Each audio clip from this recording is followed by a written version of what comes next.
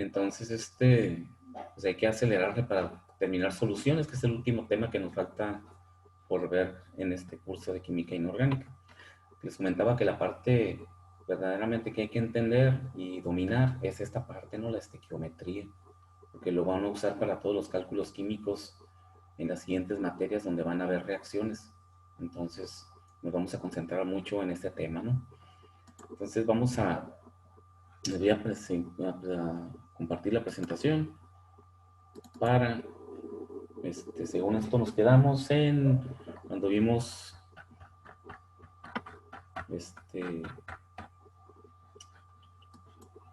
aquí nos quedamos, ¿va? Analizando este último ejemplo del litio y el hidróxido de litio. Entonces, de hecho vamos a entrar a reactivo limitante y reactivo en exceso. ¿No hemos visto esto? A ver, chequen sus apuntes, según yo, nos No, no hemos visto. toca verlo ahora, ¿no? Reactivo limitante, reactivo en exceso y el rendimiento de la reacción. Entonces vamos a entrar en materia porque nos alcanza el tiempo. Probablemente prosigamos un poquito la próxima clase, ¿no? Hasta ahorita hemos resuelto problemas de estequiometría, pero siempre tenemos un solo reactivo. ¿Sí? Checamos los problemas anteriores, vemos que tenemos un solo reactivo o un solo producto, ¿no? Ya depende de qué nos pregunte, ¿no? Pero siempre tenemos un solo dato, una sola masa. Aquí teníamos el hidrógeno, acá teníamos la glucosa, 856 gramos. Entonces, cuando tenemos un solo reactivo, pues no hay problema. Hacemos los cálculos estequiométricos con la masa conocida de ese reactivo. Pero, ¿qué pasa cuando tenemos más de dos masas conocidas? O más de una masa conocida. Tenemos dos o más, ¿no? Entonces, ahí, ¿con cuál de las masas de los reactivos vamos a calcular el producto que nos interesa? No podemos calcularlo con los dos, necesitamos con una sola masa. Entonces tenemos que definir cuál de la masa es el reactivo limitante. Y el reactivo limitante es la masa de la sustancia o del reactivo que se va a consumir primero en la reacción. Quiere decir que se va a acabar ese reactivo y el otro nos va a quedar en exceso ahí y ya se va a detener la reacción. Por lo tanto, no podemos hacer cálculos con reactivos en exceso, porque el reactivo en exceso pues después ya no va a tener otro reactivo con el cual seguir reaccionando y el cálculo pues va a ser equivocado, porque esa parte que va a quedar en exceso nunca va a reaccionar. Entonces siempre tenemos que hacerlo con el reactivo limitante. Y el reactivo limitante por definición es aquel reactivo que limita la reacción, es decir, es el que dice hasta dónde va a estar reaccionando y también es el que se termina primero. ¿Okay? El reactivo en exceso, pues como su nombre lo indica, es aquel que siempre nos va a sobrar en el reactor o después de la reacción, cuando ya se detuvo la reacción, siempre nos queda esa sustancia, cierta cantidad de masa en exceso. Entonces, aquí lo interesante es definir con cuál de los dos reactivos vamos a hacer los cálculos que nos pide el problema. Y para poder determinar cuál es el reactivo limitante, pues hay que hacer estequiometría entre los dos reactivos para hacer una comparación entre los dos y calcular cuánto reactivo necesito para que se consuma el otro reactivo y luego comparar ese resultado con lo que realmente tengo. Y de esta forma pues voy a definir cuál es el que está en exceso y por lo tanto cuál es el que está como limitante, es decir, cuál se va a acabar primero. Entonces vamos a hacer un problemita para ejemplificar esta relación estequiométrica entre los dos reactivos para definir el reactivo limitante y ya después con ese reactivo limitante ya hacemos los cálculos que hemos hecho hasta ahorita con estequiometría para encontrar el reactivo o la sustancia o el producto que me esté preguntando el problema, ¿no? Entonces hay que hacer un ejemplo para analizar esa comparación entre los dos reactivos primero. Entonces tenemos este ejemplo que nos dice que la urea, y nos da la molécula de la urea, se prepara a partir de la reacción del amoníaco con dióxido de carbono. Y nos da la ecuación ya balanceada, no hay ningún problema, ya la tenemos. Dice que en un proceso se hacen reaccionar 637.2 gramos de amoníaco con 1142 gramos de dióxido de carbono. Fíjense que ahora nos da las dos masas de los dos reactivos. ¿Cuál de los dos reactivos es el reactivo limitante? Es lo primero que tenemos que definir. Y posteriormente quiere que calculemos la masa de urea, el producto que se formará. Y debemos de hacer ese cálculo de ese producto a partir del reactivo limitante. Y luego nos dice en el inciso C, ¿cuánto reactivo en exceso, en gramos, quedará sin reaccionar al finalizar la reacción? Entonces nos pregunta todo, ¿no? Todo lo que necesitamos saber. Claro, nos faltaría el rendimiento, pero eso lo vemos después de terminar el problema. Ya establecemos una masa real y analizamos cuál es una masa real y cuál es una masa teórica y calculamos el porcentaje de rendimiento. Pero ahorita nos interesa definir el reactivo limitante entre esas dos sustancias. Entonces, para hacer ese análisis y saber cuál es el limitante, es decir, cuál se va a acabar primero, hay que hacer estequiometría entre los dos reactivos. Y para eso necesito convertir las dos masas a moles, ¿sí? Entonces, vayan convirtiendo estos 637.2 gramos de amoníaco, conviértanlos a moles. Y estos 1142 gramos de dióxido de carbono, también conviértanlos a moles para hacer la estequiometría. Entonces, calcúlenlo y me dicen cuánto da de moles de amoníaco y cuánto da de moles de CO2. ¿Ok?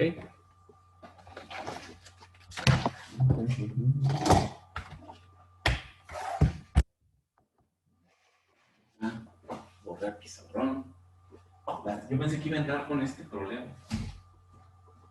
Y no, es el de arriba. Es el anterior, sí. Antes de este.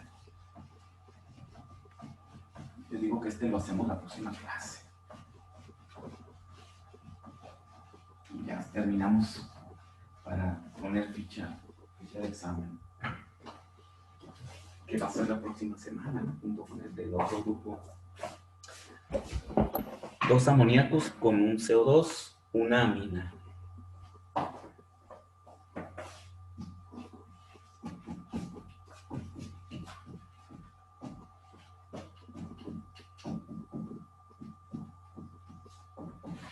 Más agua. Se forma agua. Más una molécula de agua. Ok, dice 637.2 y 1142.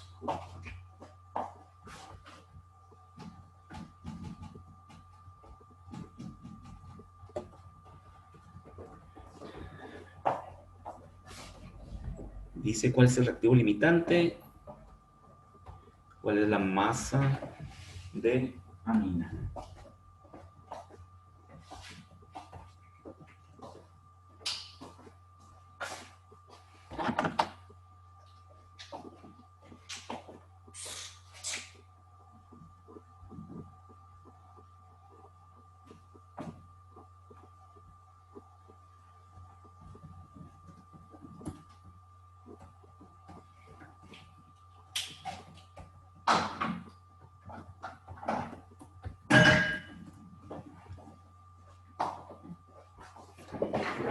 Ok, ¿ya lo anotaron?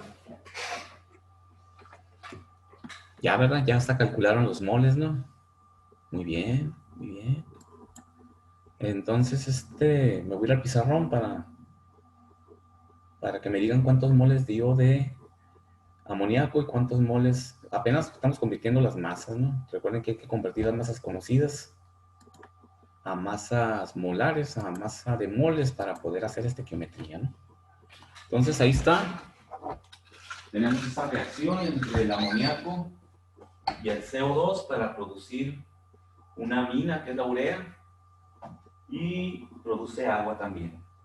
Y nos dice que son 637.2 gramos de amoníaco y 1142 gramos de dióxido de carbono. Entonces necesitamos hacer estequiometría entre estos dos para determinar cuál de los dos es el reactivo limitante. Y como voy a hacer estequiometría entre estos dos, necesitamos los moles. Entonces lo primero es convertir a moles.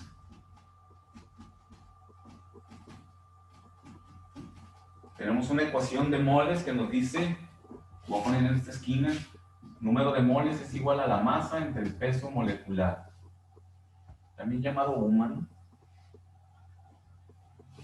Entonces, para el amoníaco, número de moles de amoníaco va a ser igual a la masa de amoníaco, 637.2 gramos, entre el peso molecular del amoníaco. Son 14 y 3, 17 gramos por mol. Igual vamos a hacer lo mismo con el CO2, número de moles de CO2. La masa del CO2, 1142 gramos, entre 44 gramos por mol. Se cancelan gramos en los dos y nos quedan moles.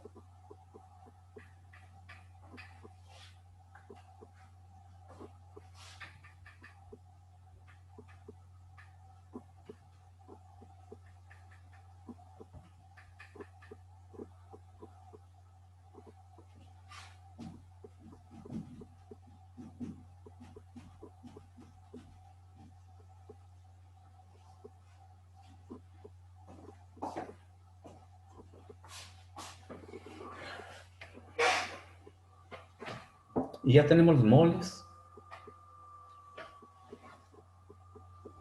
de cada una de las sustancias o cada uno de los reactivos. Entonces no sabemos cuál es el limitante. Aparentemente es el CO2, porque tenemos menos moles de CO2 que moles de amoníaco. Pero eso no es completamente válido decir que es el limitante, porque todo depende de la relación estequiométrica que tengan en la ecuación. Puede ser la masa que está más poca, pero puede ser la masa que menos se consume, y por lo tanto puede ser que sea el que está en exceso, ¿sí? Y el que está en exceso, aparentemente, el amoníaco, puede ser la masa que más se consume, aunque haya más, y resulta que es el limitante. Entonces, la única forma de poder saberlo es hacer la estequiometría entre los dos, es decir, ver realmente cuánto se requiere de uno para consumir el otro, y luego compararlo con lo que tenemos. Es la única forma de poderlo determinar. Entonces vamos a hacer estequiometría entre los dos reactivos. Para el limitante, le voy a poner aquí, para el reactivo limitante, o para definir RL, reactivo limitante, puedo tomar cualquiera de ellos. Vamos a tomar el amoníaco, también podemos tomar el otro. El que tomemos nos da el mismo resultado o el mismo análisis, ¿no? Vamos a tomar el amoníaco, 37.5 mol de amoníaco. La estequiometría entre los dos nos dicen que 2 moles de amoníaco reaccionan con 1 mol de CO2. ¿Okay? Por lo tanto, es 37.5 entre 2.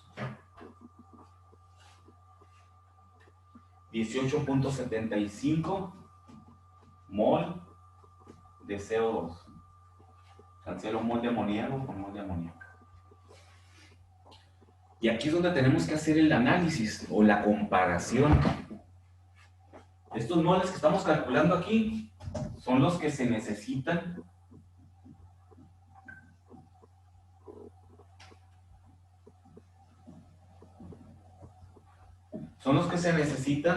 para consumir todo el amoníaco.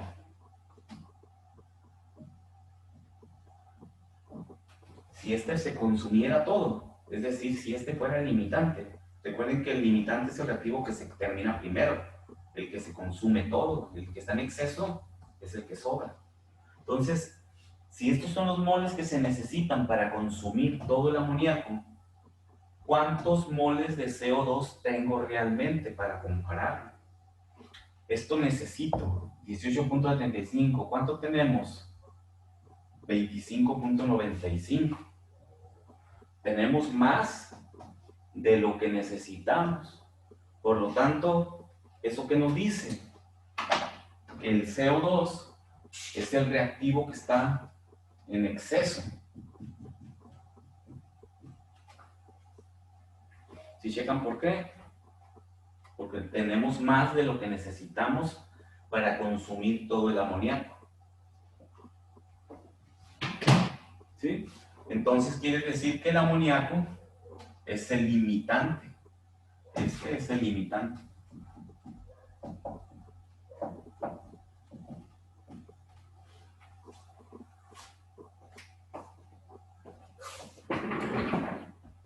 ¿Alguna pregunta hasta ahí? Porque ya aquí ya definimos cuál es el reactivo limitante. ¿Cómo? Comparando el otro, ¿no? El otro es el que nos dio el resultado, ¿no? Porque vimos que nos sobra de ese reactivo, del CO2 nos sobra. Por lo tanto, el otro es el reactivo limitante, el que tomé, el amoníaco. ¿Alguna pregunta de eso? ¿Cómo se lee la cuenta que hicimos? La de 37.5 por... ¿Cómo fue? Se dividió entre 2 el 37.5, ¿no? Sí, porque la estequiometría me dice que se requieren 2 moles de amoníaco para consumir 1 mol de CO2, porque los dos son reactivos. Es lo que me dice la estequiometría. 2 moles de amoníaco reaccionan con 1 mol de CO2. O también se requieren 1 mol de CO2, se requiere para consumir 2 moles de amoníaco. Lo podemos leer como sea, o sea, al final de cuentas son relaciones estequiométricas. Lo cual me indica que el resultado es lo que se requiere de CO2 para consumir todo el amoníaco. Es lo que me dice esa relación, por eso es lo importante aquí es dominar las relaciones estequiométricas, interpretar en forma adecuada las relaciones estequiométricas. Entonces, como necesitamos 18.75 moles de CO2 para que se consuma todo el amoníaco, los 37.5 moles, ahí ya puedo comparar con lo que tengo, ¿no? Tenemos 25.95 moles de CO2, es lo que realmente hay en el reactor. Pero cuando se consuma todo el amoníaco, se van a consumir únicamente 18.75 moles de CO2 y se va a acabar el amoníaco y el demás CO2 ahí se va a quedar en el reactor. La diferencia entre 25.95 y 18.75 es los moles que nunca van a reaccionar porque están en exceso. Ya no va a existir amoníaco con el cual reaccionen, pues. Entonces creo que el inciso C nos pide los gramos de reactivo en exceso. Pues aquí lo podemos calcular ya, porque si saco los moles que nunca van a reaccionar y lo multiplico por el peso molecular del CO2, saco los gramos de CO2 que nunca van a reaccionar. Es lo que está pidiendo el inciso C. ¿Ya?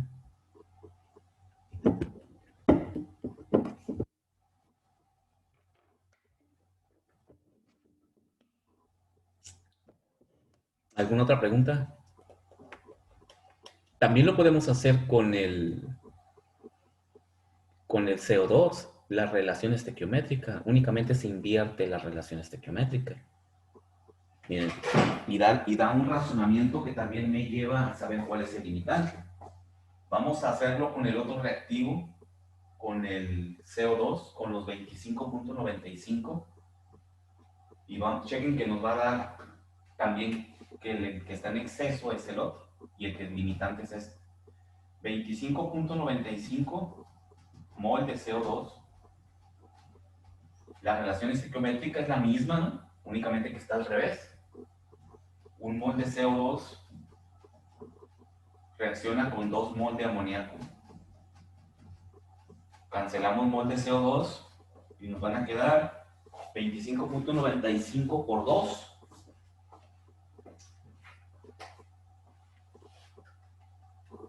$51.90 mol de amoníaco. Ahora nos dio lo otro, ¿no? Porque tomamos el CO2. Quiere decir que se necesitan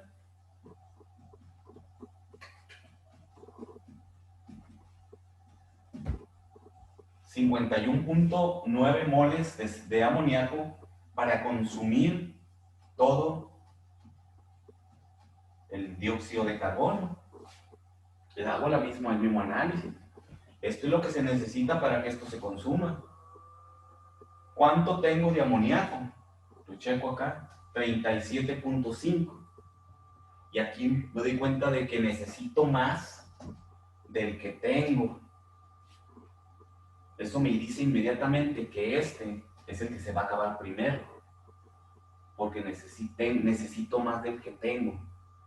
Nunca se va a poder consumir todo este CO2, lo cual me dice que es el que está en exceso. Nunca se va a poder consumir, porque se necesitan casi 52 moles de amoníaco y únicamente tenemos 37.5.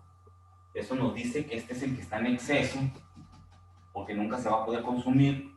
Y de este que me falta amoníaco, es el que se va a acabar primero. Este es el limitante. Entonces, lo podemos hacer el análisis con los dos reactivos. Únicamente hay que interpretar la comparación que hacemos, ¿no? Y el limitante, pues, es el amoníaco. Se va a acabar primero, ¿no? Entonces, ya que definimos cuál es el reactivo limitante, entonces ya podemos hacer el cálculo que nos pide. Nos está pidiendo que calculemos la masa de urea. Pues hay que hacerla a partir del reactivo limitante. A ver, calculen con el reactivo limitante, es decir, con los 37.5 moles de amoníaco. Vamos a calcular la urea. Y chequen cómo el amoníaco es el limitante. Y es el que tengo más, ¿no? En mi reactor. Hay 37.5 moles. Aparentemente es el que está en exceso si lo comparo así sin hacer estequiometría. Y no es así, ¿verdad? Es el que realmente es el limitante.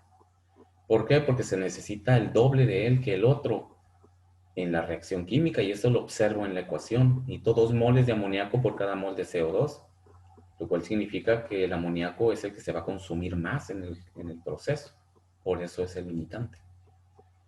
Entonces calculen los moles de urea, a ver cuánto les da los moles de urea a partir del amoníaco.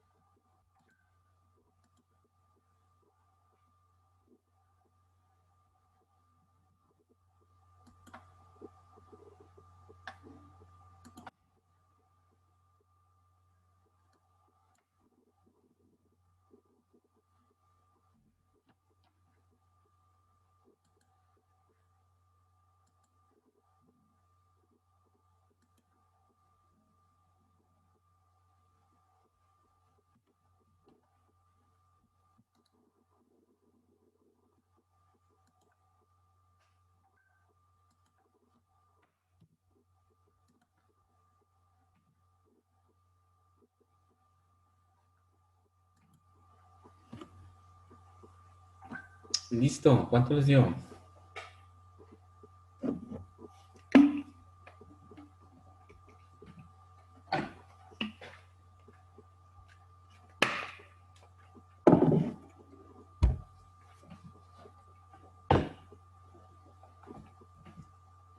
Nadie tiene el rastro de la urea.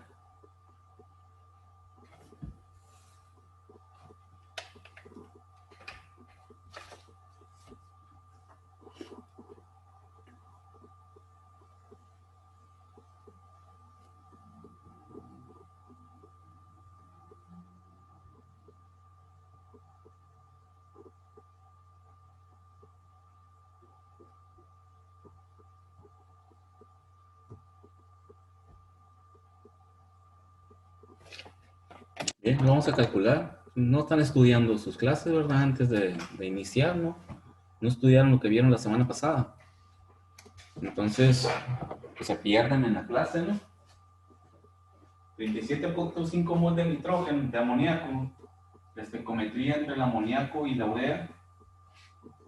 1 mol de urea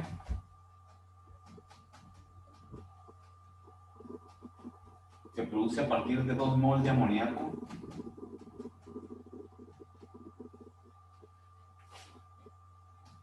Entonces va a ser 37.5 entre 2.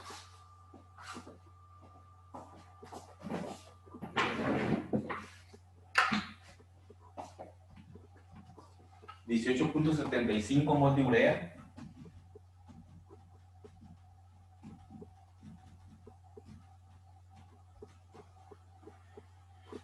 Como ya tengo los moles de urea, lo convierto a masa.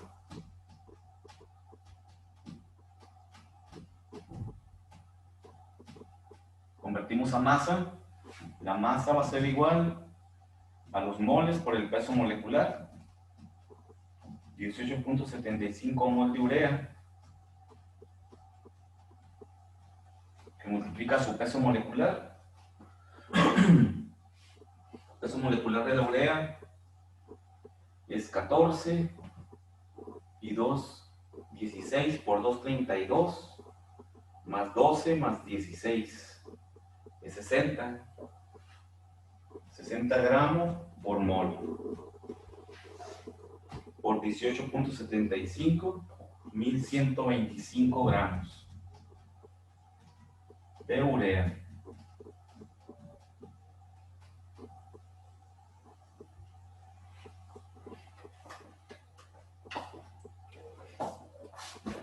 Entonces ya tenemos la masa de la urea que nos está pidiendo el problema.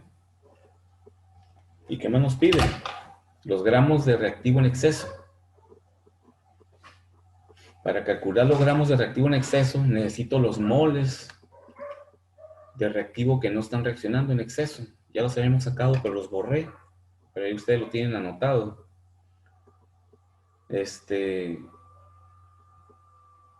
Los moles que se requieren para que se consuma los 37.5 moles de urea, perdón, de amoníaco, entre 2, 18.75, ya lo habíamos calculado, usted lo tiene anotado ahí, y yo lo borré. La masa en exceso de CO2, que ya vimos que es el reactivo en exceso de CO2, es lo que tenemos, 25.95 mol, menos lo que se consume con el amoníaco, que dijimos que era 18.75 mol,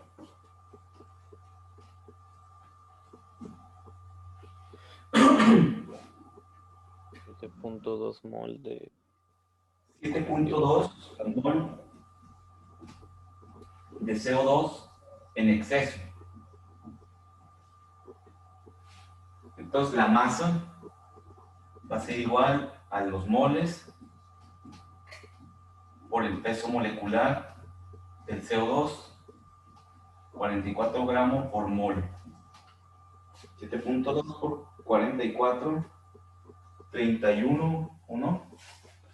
316.8 gramos de CO2.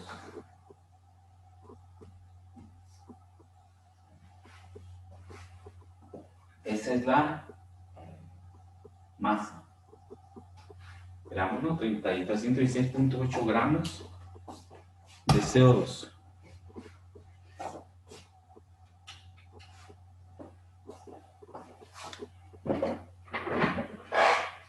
Y esos son los gramos que nunca van a reaccionar, que se quedan en el reactor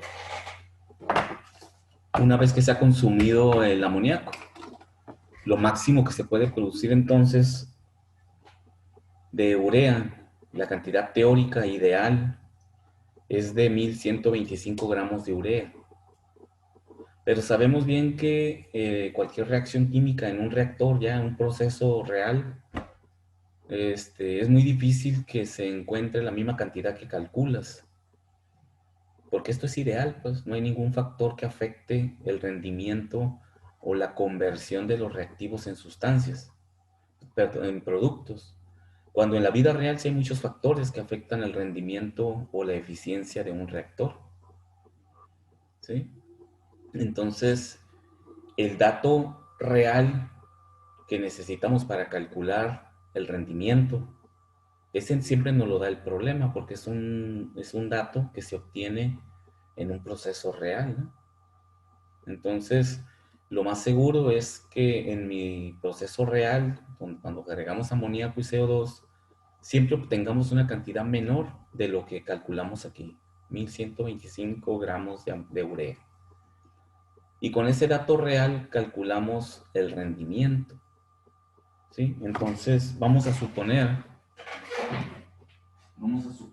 voy a borrar aquí arriba porque ya, esto ya lo tenemos ahí. Entonces, si realmente, como un inciso más, si realmente este dato siempre nos da el problema, se obtienen 1050 gramos de urea. Si realmente se obtienen 1050 gramos de urea, calcule el rendimiento, también llamado eficiencia, pero se conoce como rendimiento de la reacción. ¿Okay? Y esto es una regla de 3. Es como cualquier porcentaje que sacamos para calcular una fracción real de un proceso. Porcentaje de rendimiento, le voy a poner, es igual al real entre el teórico por 100. Pues esta es mi ecuación para calcular la eficiencia o el rendimiento de la reacción. Y es muy simple, ¿no? Para sacar el porcentaje de rendimiento es el real. ¿Cuál es el dato real que me da el problema? 1050 gramos. Entre el dato teórico que obtuvimos, 1125 gramos por 100. Y eso nos va a dar el porcentaje de rendimiento. 93.3% de rendimiento. Ok, 93.3%.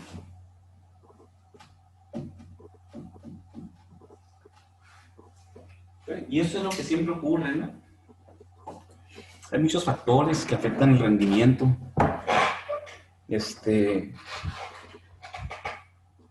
Uno de ellos es que los productos en mi reactor, por cuestiones de actividad química, tratan de volverse a descomponer en los reactivos que eran. O sea, eso es muy lógico pensar. La flechita únicamente me indica que los reactivos se convierten en productos, pero sabemos bien que si invierto la flechita y mi reacción ahora, en lugar de ser de síntesis, se vuelve descomposición, se me regresa la reacción, porque esa reacción también existe.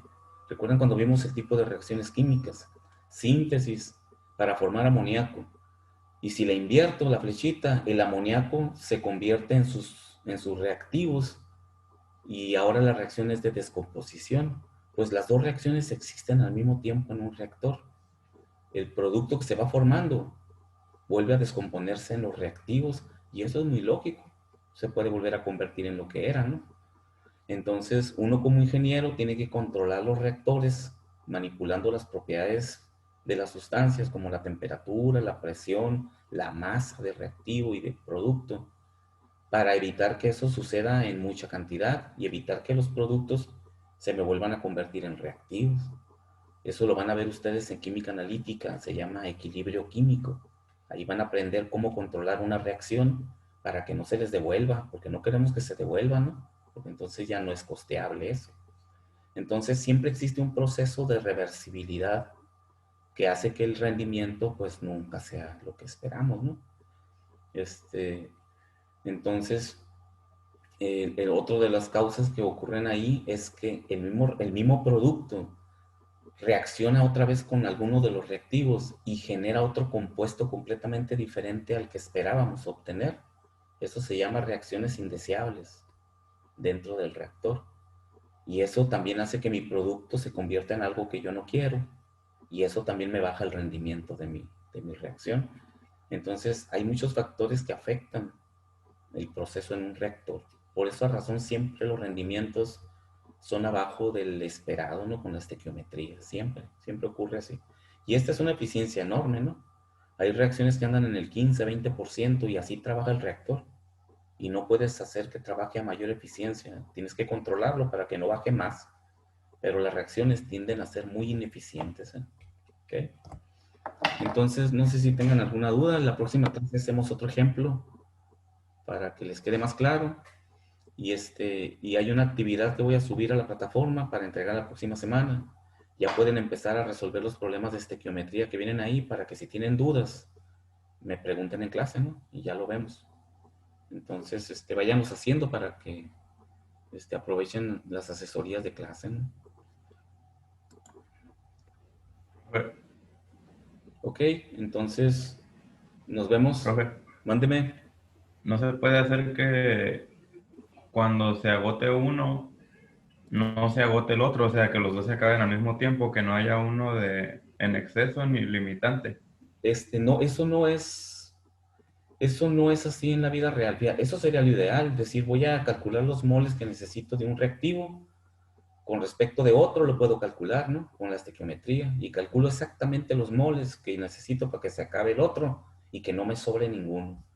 Desgraciadamente la idealidad, ¿sí, la idealidad no funciona en la naturaleza, ¿no? Nada es ideal. Eso sería lo ideal. Pero ¿qué pasa en la naturaleza? De que si no existe un reactivo en exceso, el otro reactivo se vuelve muy inerte, o sea, se vuelve indiferente al otro reactivo. Así ocurre en la naturaleza. Siempre tenemos que tener un reactivo en exceso para que la reacción se lleve a cabo en forma más rápida, en forma eficiente. Eso es muy común verlo en las reacciones de combustión. Ese es un ejemplo muy claro de eso. Decimos, vamos a quemar hidrógeno y necesitamos tantos moles de oxígeno. Y lo podemos calcular con la estequiometría. Y decir, necesitamos un mol de oxígeno por cada mol de hidrógeno que quememos. Si agregamos el mol de oxígeno exactamente a mi reactor, la reacción no prende. Pero es lo que necesita, según esto, el hidrógeno para quemarse. Necesitamos agregar un exceso de oxígeno para que la reacción de combustión se lleve a cabo.